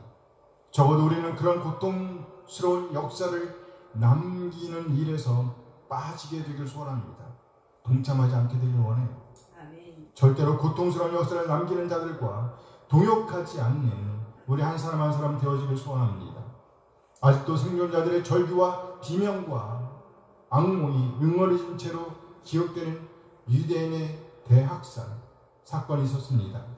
놀라운 것은요, 유대인 학살을 이끌었던 지도자 히틀러 총통을 만민이 자발적으로 적극적으로 따랐다는 거예요.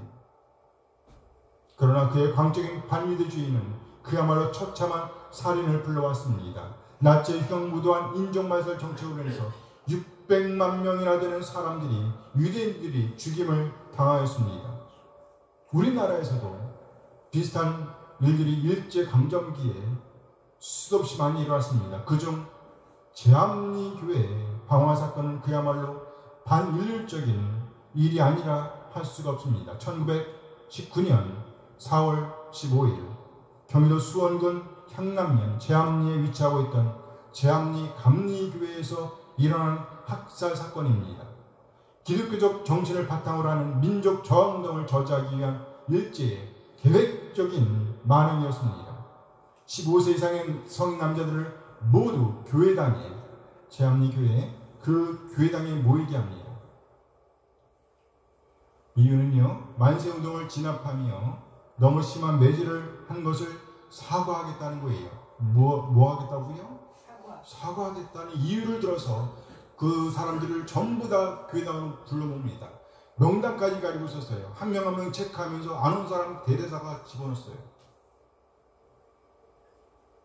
그렇게 교회당 안에 모두 가둔 다음에 밖에서 창문을 통해 안으로 총질하는 것입니다. 그 와중에 빠져나오는 사람은요, 밖에서 또 총을 쏩니다. 그렇게 총질을 한 다음에는요, 집더미와 서기를 끼얹고 교회당에 불을 놓았습니다. 그런 만행을 저지른 것이에요. 일제는요, 이런 야만스러운 행동을 서슴지 않았다는 겁니다.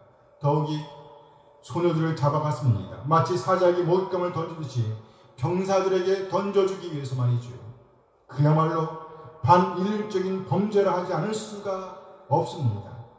만일 이러한 이야기를 들으면서도 우리 마음속에서 전혀 아무런 분함이나 죄책감이나 아니면 무력감, 도덕적인 의문이 일어나지 않는다면 우리의 영적 상태 또한 점검해 보아야 합니다. 우리는 힘이 없어서 당했습니다. 그러나 오늘 본문은요, 하나님께서 갚으실 것이라고 분명하게 말씀하십니다. 판결을 내리실 것이라고, 집행하실 것이라고 말씀합니다. 같은 선상에서 에돔을 향해 하나님께서 판결을 내리듯이 이에 대한 하나님의 판결과 집행은 반드시 일어날 것입니다. 공의로운 하나님, 반드시 반인륜적인 악에 대해서 정당하게 갚으신 하나님께서 살아계십니다. 그러므로 우리는요, 살아계신 하나님의 시선을 의식하면서 오늘을 살아내야 합니다. 우리 한 사람 한 사람 하나님의 정의, 하나님의 공의를 살아내기로 다짐하며 우리 안에 하나님의 공의, 하나님의 정의를 심게 되길 소원합니다. 하나님의 말씀을 심고 하나님의 마음을 심고 하나님의 뜻을 심게 되길 소원합니다. 그리하여 하나님의 오름을 살아내는, 그래서 우리 교회를 영어롭게 드러내게 되길 소원합니다. 아멘. 아멘. 에돔에 대한 심판이어서 우리 하나님의 심판은 이제 암몬에게로 해줍니다. 누구요?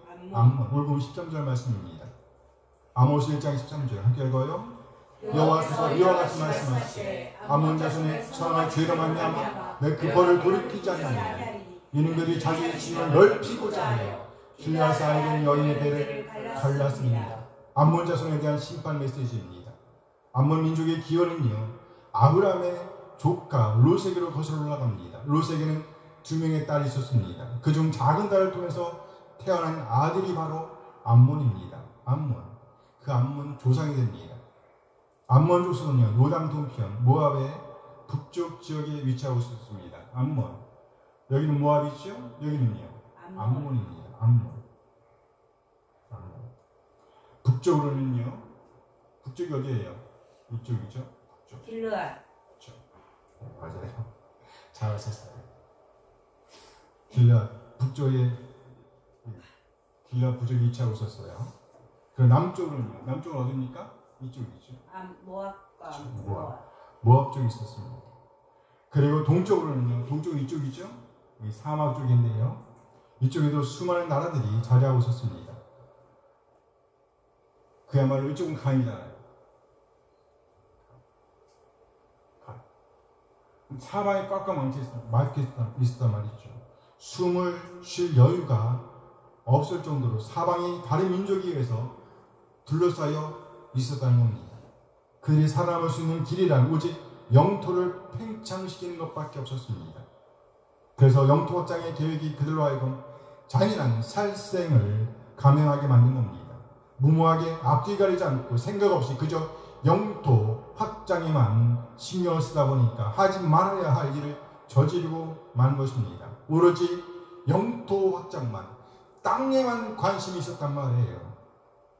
그만큼 시급한 문제였다는 것도 시급한 문제였다는 말도 되죠. 오늘 본문 13절 말씀을 봅니다. 한번 읽어봐요.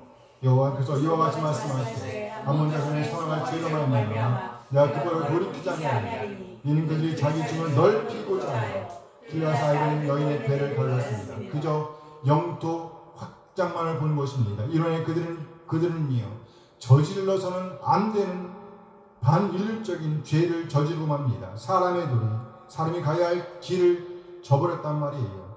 길라앗의 아이된 여인의 배를 뭐 했다고요? 물론 전쟁이 일어난다면요, 전쟁에 참여한 전사들 간에는요 살육을 피할 수가 없지요.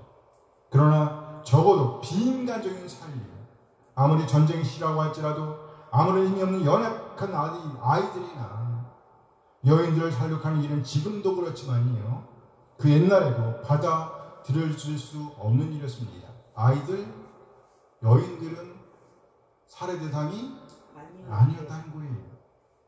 그런데 오늘 암몬 자손들이 그와 같은 반인륜적인 죄를 범하였다는 거예요. 영토 확장을 위해서. 뭘 위해서? 영토 확장을 위해서. 암몬 자손들은 북쪽으로 향하였습니다. 누가 있었어요? 길라앗이죠. 그것으로 그들은요 도저히 있을 수 없는 잔혹한 행위를 저질렀습니다. 임신한 여인들의 배를 가른 겁니다.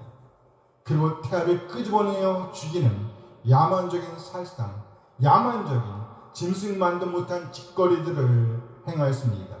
왜 이런 악행을 저질렀을까요? 태아가 자라나서 성년이 된 후에 다시 그들을 쳐들어올까봐 걱정했다는 거예요. 말 돼요? 태아가 자라나 성년이 되고 그렇게 자라는 성년들이 자신들의 민족을 위해 일어나 다시 암몬을 칠 것을 막기 위해서 이런 악독한 살육을 저질렀다는 거예요. 거듭말하지만 타락한 세상에서 전쟁은 피치 못할 불행입니다. 하지만 전쟁의 법칙은 엄연히 존재합니다. 무고한 시민들을 인질로 잡거나 연약한 여자들을 사냥한 이들은요 도저히 용서받을 수 없는 잔혹한 행위라는 거예요. 이는 양심을 가진 인간이라고 한다면 누구나 인정하는 사실입니다. 임신한 여자의 배를 가리면서 짜릿한 쾌감을 느꼈을 그 자들은 도대체 사람일까요? 짐승일까요? 그들에게는 아내도 누나도 어머니도 없는 인면수심의 존재들인가요? 겉모습은 사람인데 그 마음은 오히려 짐승만도 못한 존재들이 아니고 무엇이겠어요? 하늘이 보고 있고 땅이 경악하는 만행을 자행하면서까지 영토 확장을 이루려 했다면 그 죄는 엄중한 심판을 초래할 것입니다. 그 형벌은 가히 짐작할 수 없을 만큼 무거울 것입니다. 하나님의 선고를 들어보세요. 오늘 14절 말씀입니다. 아모스 1장 14절 함께 읽어요. 내가 앞바송에 불을 놓아 그 고문들을 사는데 전쟁의 나라의 침과 회오라는 폭풍으로 할 것이니 여기 하나님의 의지적인 행동이 묘사되었습니다. 내가 라빠성에 불을 놓아 하나님께서 직접 불을 붙이시겠다는 거예요. 하나님께서 움직이십니다. 하나님께서 의지적으로 방문하셔서 쫓아가서 불을 놓으시겠다는 거예요. 역동적으로 하나님께서 움직이셔서 암몬으로 향하여 가십니다. 그리고 그곳 성에 불을 붙이십니다. 그렇게 그들이 자랑스럽게 여기던 도시 라빠를 불태우시겠다는 겁니다. 그러면 그 도시가 어떻게 되겠어요? 그 궁궐들을 사르되 전쟁의 날의 외침과 회오르바람의 날의 폭풍으로 할 것입니다. 마치 전쟁터를 연상케 합니다. 전쟁터. 전쟁터의 아수라장, 그야말로 완전히 어지러진 상태, 그 어느 것도 분간할 수 없는 어수선한 상태가 될 것이며, 전쟁의 화조로 인해 이것저것에서 백성들의 씨는 절규하는 소리, 애타게 부르짖는 소리, 외침이 있을 것입니다. 그럼 마치 폭풍이 휩쓸고 지나간 것과 같이 모든 것이 다 쓰러지고 깨어지고 망가져 있는 상태가 될 것입니다. 여기 모습된 전쟁의 날의 외침, 함성, 그리고 회오리 바람의 날의 폭풍, 그리고 여기에 표현되어 있지 않지만 나팔 소리 등의 표현들은요, 여호와의 날에 대한 표현입니다. 뭐요? 여호와의 날에 대한. 곧 하나님의 현혈입니다. 하나님의 현혈. 하나님의 나타나심을 묘사하는 용어라는 거예요. 하나님께서 그 대적자들을 향하여 나타나신다는 겁니다. 왜 나타나십니까? 하나님의 뜻을 저버린 대적자들을 심판하시고 처벌하시기 위해서입니다. 그들을 대적하시기 위해서 하나님께서 나타나시되 전쟁의 용사로 임하실 것입니다. 그래서 격렬한 공격을 퍼부을 것입니다. 감히 이 땅에 존재하는 어느 누가 우리 하나님의 그 공격을 막아낼 수가 있겠어요? 전쟁의 용사로 임하신 하나님의 심판은 여기서 끝나지 않습니다. 이제 하나님께서 그들을 산채로 끌려가게 할 것이라고 말씀합니다. 오늘 보면 15절 말씀입니다. 아모스 1장 15절 함께 읽어요.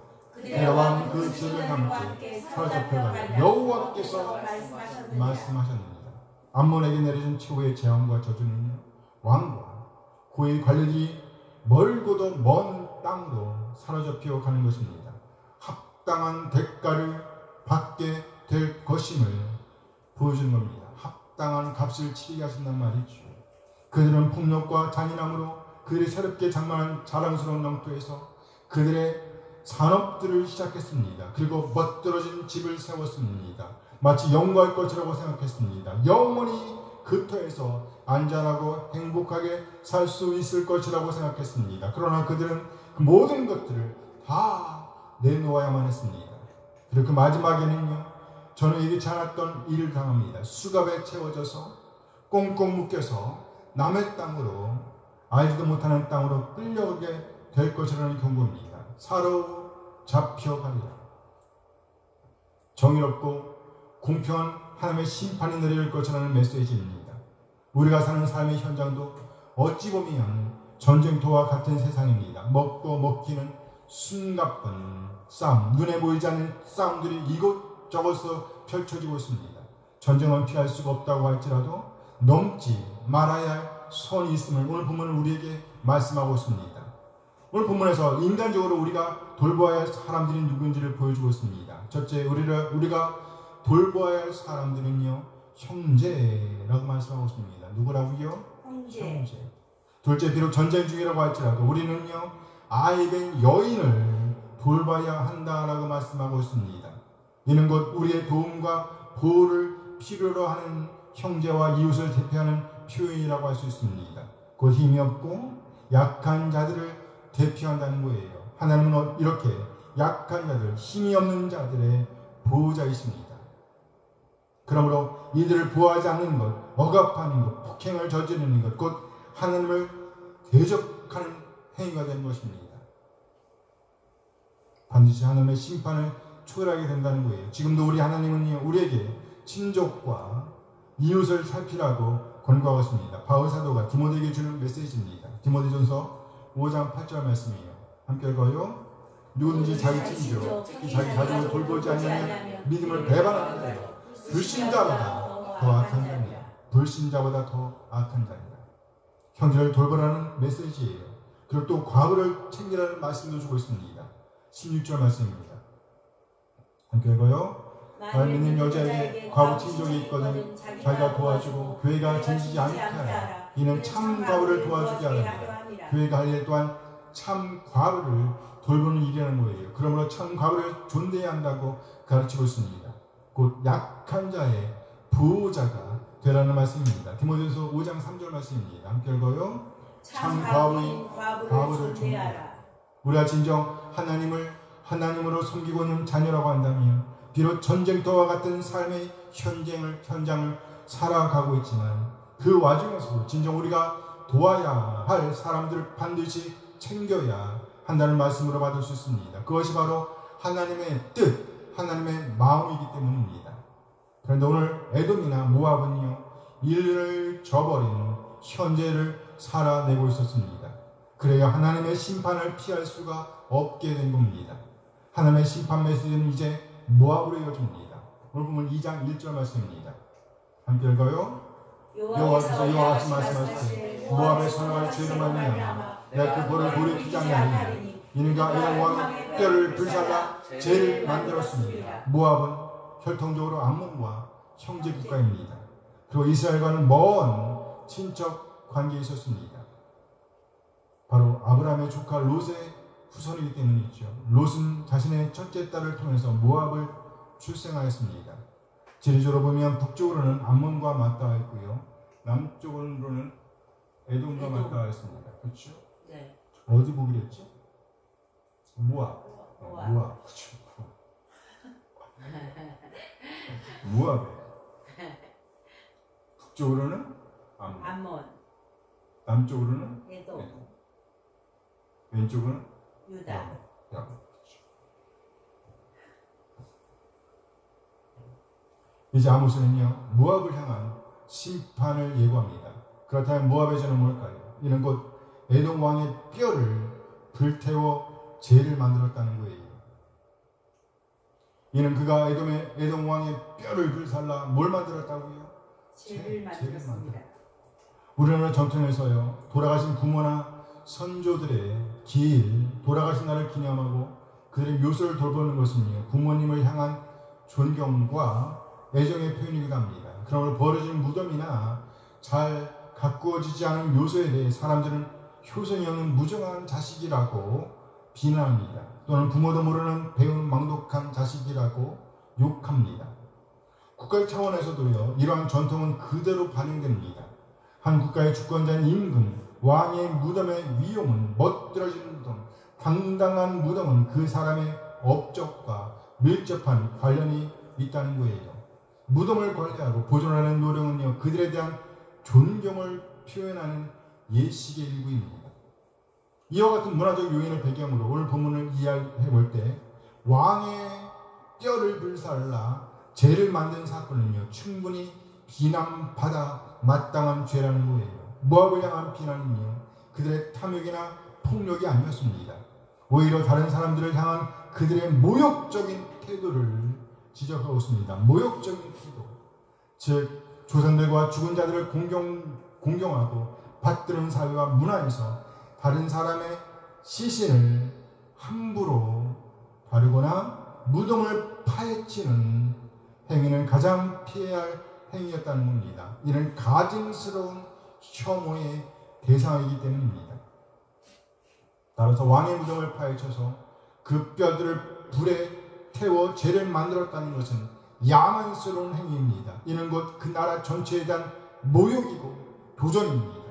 왕은 그 나라를 대표하는 주권자이기 때문입니다. 그리고 여기 한 가지 특이한 점이 있습니다. 여기 모압이 저지른 죄는 이스라엘을 향한 죄가 아니라는 거예요. 곧 에돔 왕의 뼈를 불살라 죄를 만들었다는 것입니다. 모압의 죄는 그거예요. 이 메시지를 받고 있던 이스라엘 백성들은 상당히 의아하게 생각했을 것임에 틀림이 없습니다. 이스라엘 생각할 때 모압이 에돔을 손댄 일, 곧 이스라엘을 지속적으로 반대하고 협력하지 않았던 에돔을 모압이 손댄 일이 뭐 그리 될 수 있는가, 이렇게 생각할 수도 있었어요. 에돔을 친 것, 모욕한 것이 뭐 그리 큰 죄란 말이죠. 이 부분에서 우리가 반드시 알아야 할 것이 있습니다. 하나님은 인종적 편견이나 민족적 차별을 하시는 분이 아니다라는 겁니다. 인종적 편견이나 민족적 차별을 하시는 분이 아니다. 따라서 인간의 가장 기본적인 명예와 수치감을 짓밟아버리는 행위에 대해서 하나님은 침묵하실 수가 없습니다. 하나님의 날카로운 눈동자는 모압의 이러한 혐오스러운 행위들을 그대로 간과하시거나 방치하지 내버려두지 않으십니다. 이에 모압이 에돔 왕의 뼈를 불살랐듯이 모압이 에돔 왕의 뼈를 불살랐듯이 그렇게 이제 하나님의 분노의 불꽃이 모압을 불태울 것이라고 말씀합니다. 오늘 본 2절 말씀이에요. 아모스 2장 2절 함께 읽어요. 내가 모압에 불을 보내니 그리로 궁궐들을 살리라. 모압이 요란함과 외침과 나팔 소리 중에서 죽을 것이라. 그래요. 하나님께서 모압에 불을 보내실 것입니다. 그리고 그 불로 그리옷 궁궐들을 살게 하실 것입니다. 그리옷은 모압의 수도지요. 태워버린단 말이에요. 그런데 심판이 여기에서 끝나지 않아요. 이제 또 다른 전쟁을 예고합니다. 곧 여호와의 날을 예고하는 거예요. 모압이 요란함과 외침과 나팔 소리 중에 죽을 것이라. 이게 무슨 표현을 써요? 여호와의 현현. 그렇죠. 여호와의 날. 여기 요란함이란 전쟁의 상황을 묘사합니다. 전쟁으로 인해서 어수선해진 상황 중에 있는 소리를 표현하는 것입니다. 외침이라는 단어 역시도 같은 선상에 있는 단어입니다. 그리고 나팔 소리 또한 전쟁 신호입니다. 그러니까 전쟁으로 인해서 온 성읍들과 거리들과 도시들이 혼란과 혼돈 속에서 흔들릴 것이며 침략국 전사들의 함성은 모압 국토 전부를 촛물 녹이듯 녹여버릴 것입니다. 사방에서 들려오는 전투 나팔 소리들은 모압의 거리들을 혼미하게 만들 것입니다. 무질서하게 만들 것이에요. 이것저것 살려달라는 아우성, 상처를 인해서 부르짖는 고통의 소리가 들릴 겁니다.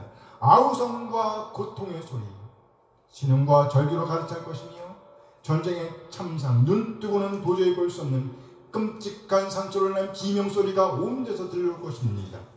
각처에 시체의 더미가 쌓일 것입니다. 모압이 그들의 이웃 나라의 감정을 무시하고 시체를 판에 불살라 그들의 위임을 짓밟은 것처럼 그렇게 모압의 시체들이 갈기갈기 길거리마다 너절하게 놓여질 겁니다.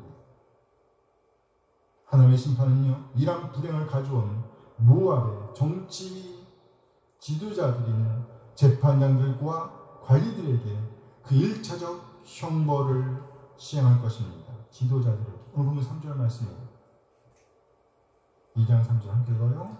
내가 그 중에서 재판장을 멸하며 지도자를 그와 함께 해주리라. 여호와께서 말씀하십니다. 그래서 지도자가 중요합니다. 뭐가 중요하다고요? 지도자. 한 나라가 지도자를 잘못 만나면 그 불행이 그들뿐만 아니라 백성들에게까지 미친다는 사실이 새삼 소름 끼치게 느껴집니다. 당시 정치 지도자들이었던 재판장들, 지도자들을 콕 집어내는 이 말씀에서 우리는 섬뜩해집니다. 지금 우리나라는 안전한가요? 지금 우리 지역은 안전한가요? 지금 우리 가정은 안전한가요? 한 나라, 한 지역, 한 가정의 지도자를 잘못 만나면 그 한 사람의 지도자로 인해서 그 구성원들이 고스란히 고통을 당할 수밖에 없다는 말씀이에요. 재앙의 날이 모압에 찾아들었을 때, 그리고 소수의 생존자들이 아모레 예언을 기억하였을 때, 그들이 이 모든 재난의 뒤에 이스라엘 주권자의 손이 있다는 사실을 뼈저리게 알게 되었을 것임에 틀림없습니다. 때가 너무 늦긴 하지만 말이죠. 하나님의 존재를 믿겠다는 거죠. 살아계신 하나님, 살아 역사하신 하나님.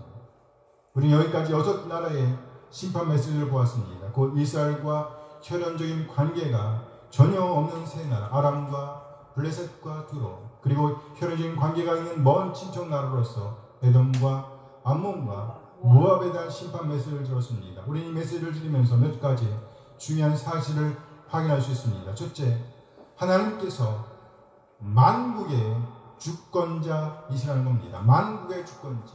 그렇습니다. 지금도 하나님은 만국의 주권자로서 이 세상 나라들의 역사를 점검하고 다스리고 계신다는 거예요. 그렇습니다. 하나님은 단지 그의 언약 백성들에게만 주권자이신 것이 아니라는 가르침이지요. 역사의 주제이시며 주권자이시며 만물의 창조자신 하나님은요, 하나님 자신의 정의와 공의로 이 세상을 다스리시고 운행하고 계십니다. 하나님 앞에서는 사사로운 민족주의나 배타적인 인종주의나 편협한 선택주의는 설 자리가 없다는 거예요. 하나님의 정의와 의로움만이 세계 질서를 유지하는 원리입니다. 인간 삶의 질을 구성하는 기본적 규범은 곧 하나님의 정의, 하나님의 오름이라는 거예요.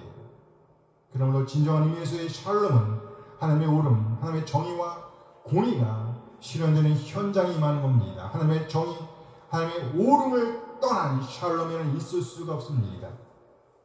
왜요? 오직 하나님만 만국의 주권자이시기 때문입니다. 그러니까 하나님과 친해져야 합니다. 누가 친해져야 된다고요? 하나님과. 둘째, 악을 저지르는 도구에 대한 가르침을 주고 있습니다. 악을 저지르는 도구. 악을 저지르는 도구. 곧 한 개인이 악의 도구가 될 수 있습니다. 나아가 국가와 민족의 정책이 악의 도구가 될 수 있습니다. 그리고 기관들도 악을 이루는 도구가 될 수 있어요. 한 개인이나 한 나라의 정책, 그리고 한 나라의 기관이 악의 도구가 될 수 있다는 거예요. 악의 세력은 단순히 한 개인의 상황, 한 개인의 성향, 예를 들어서 악한 생각, 미움, 거짓 증거, 회방, 음란 등에서 멈추지 않습니다. 악은 매우 미묘할 뿐만 아니라 분별해내기가 어려울 정도의 위장합니다. 겉으로 볼 때는 분별할 수 없을 만큼 감쪽 같을 수가 있다는 말이죠. 그렇게 감쪽같이 위장된 악이 한 인간의 삶 속으로 들어와 쌓여갑니다. 위장된 선이죠. 또 사회의 구조와 국가의 기관들 속에 깊이 침투해 들어갑니다. 감쪽같이. 그럼 어떻게 되겠어요? 한 집단이 다른 집단을 향한 조직적인 학대를 범합니다. 비인간적인 초우, 부정과 부패를 찌든 국가 기관들을 만들어 내게 됩니다. 선진국 안에 편만한 황금 만능주의, 독재 권력의 횡포, 성도덕의 타락, 집단적 이기주의, 인간의 맹목적인 이 추구가 황폐하게 하는 자연 생태계를 형성하게 만듭니다. 또 계급주의나 성차별주의, 국가 간에 존재하는 인종차별주의, 인간 삶을 오직 경제적인 측면으로만, 돈이 최고라는 생각으로만, 돈만 추구하다 돌고 마는 세상, 그런 세상을 만들어내고 말 겁니다. 이렇게 한 개인뿐만 아니라 개인의 세계관, 그리고 기관들의 침투한 생각들이 악을 조성하고 번성하게 하는 역할을 할 수가 있다는 거예요. 온갖 세상적인 것들이 우리의 생각을 마비시킵니다. 하나님의 말씀을 듣지 못하게 만듭니다. 하나님의 말씀에 반응하지 못하게 만듭니다. 하나님의 뜻을 따르지 못하게 만듭니다. 그럼 우리가 만일 아무 생각 없이 이 세상 것들을 추구하게 된다면 우리는 어느새 죄의 노예가 되어 있는 자신을 발견하게 될 것입니다. 발견하지 못할 수도 있어요. 그냥 그대로 죽을 수도 있겠죠. 그렇습니다. 인류를 저버린 나라들이 하나님의 심판을 받는 그 길로 나아가고 있단 말이죠. 진정한 인간이라고 한다면 가지 말아야 할 길인데 굳이 그 길로 가는 사람들이 지금도 있습니다. 생각해보세요. 인신매매, 성범죄, 음주운전, 불법, 탈세, 돈 가진 자들의 횡포, 권력 가진 자들의 절제되지 못한 남용 등 얼마나 많은 죄들이 범람하고 있는지요. 그런데 놀라운 것은요, 막상 현장에 있는 그 사람들은 죄를 죄로 여기지 않는다는 거예요. 신기하죠?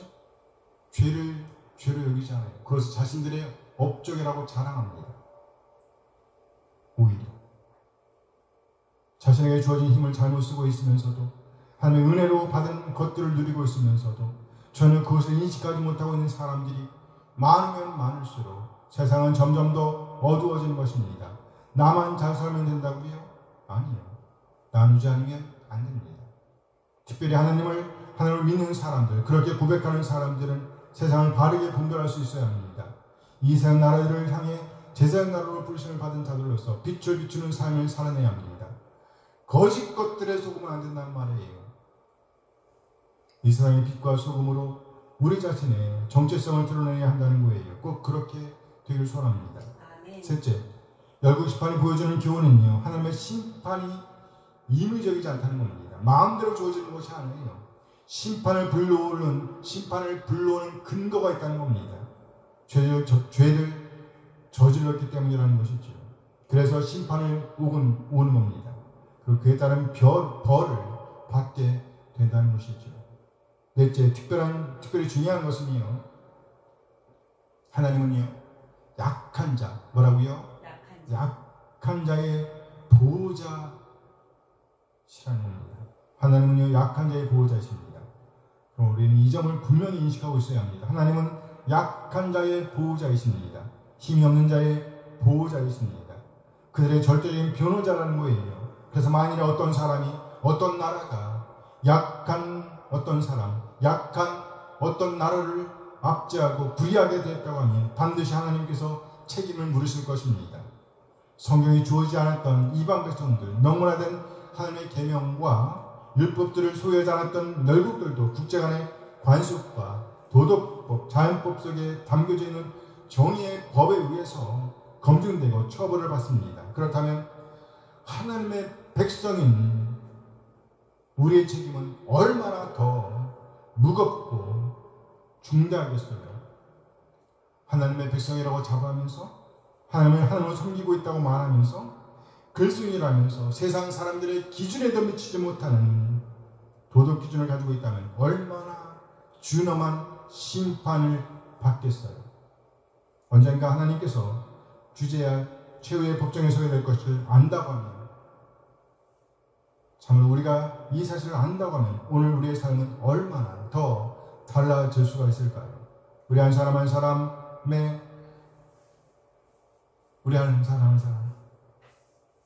하나님의 자녀로서의 책임성을 잊지 말고 진정 살아계신 하나님의 시선을 의식하면서, 살아계신 하나님의 시선을 의식하면서 아름다운 믿음의 발자취를 남기게 되길 소원합니다.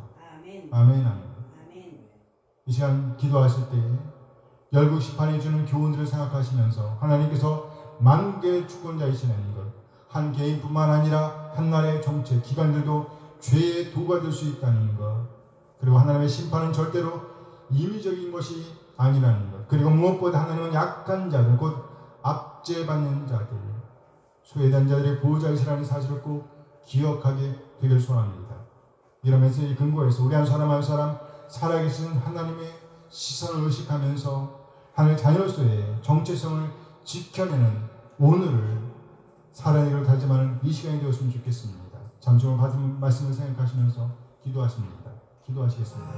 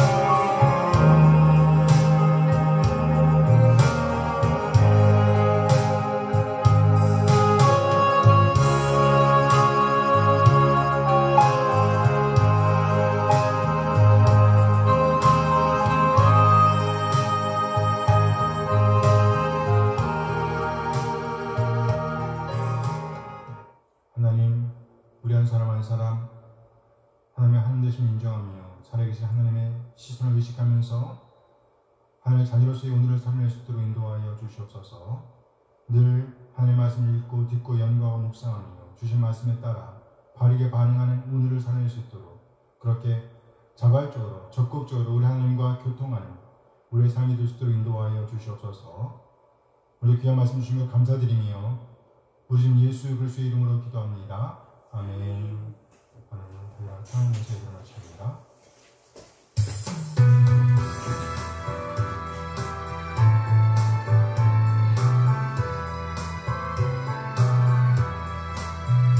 주를 경배하리 나 경배하리 주를 찬양하리라 주를 경배하리 나 경배하리 주를 찬양하리라 영화로운 주 이름을 모두 찬양드리옵니다. 정성 다하여 주 찬양하니 주여 기뻐 받아주소서. 주를 경배하리 나 경배하리 주를 찬양하리라 주를 경배하리 나 경배하리 주를 찬양하리라 영화로운 주 이름을 모두 찬양드리옵니다. 정성 다하여 주 찬양하니 주여 기뻐 받아주소서. 영화로운 주 이름을 모두 찬양드리옵니다. 정성 다하여 주 찬양하니 주여 기뻐 받아주소서. 이제는 우리 주 예수 그리스도의 은혜와 하나님의 극진하신 사랑하심과 성령 하나님의 교통하심이 살아계신 하나님의 시선을 의식하면서 하나님의 자녀로서의 정체성을 지켜내려 하지만 모든 지체들에게 함께 하시길 축원하옵나이다. 아멘. 아멘.